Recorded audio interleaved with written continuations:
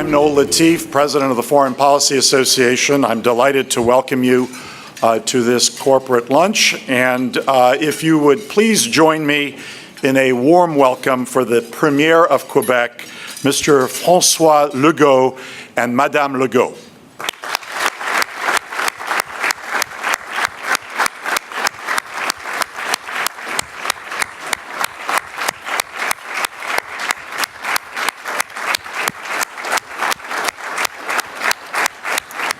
Bonjour, mesdames et messieurs.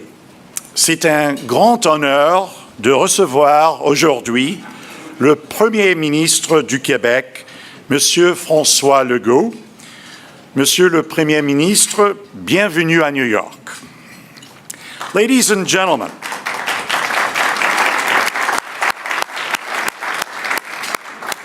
Quebec and New York have long-standing economic ties. We are very important trading partners, but we are much, much more. We are good neighbors. Now, we sometimes think we know each other better than we really do. I'm reminded of the experience that former Canadian Prime Minister Brian Mulroney recounted when he last spoke at FPA.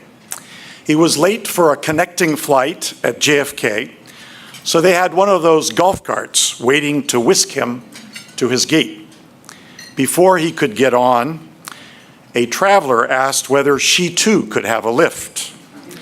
The gate agent turned to her and said, "Ma'am, this vehicle is reserved for the former dictator of Canada." Ladies and gentlemen, we embrace common values and attach special importance to culture.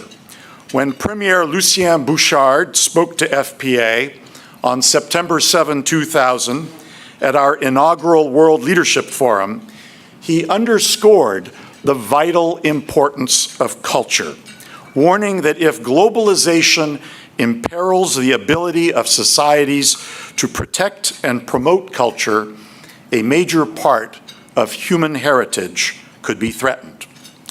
Well, in addition to being an economic powerhouse, Quebec is a cultural powerhouse.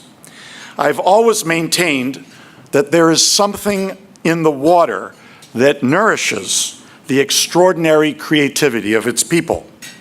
Indeed, when we launched the Foreign Policy Association's centennial celebration last year in this room with Yannick Nézet-Séguin, the new music director of the Metropolitan Opera, it could not have been a more special way to begin the festivities.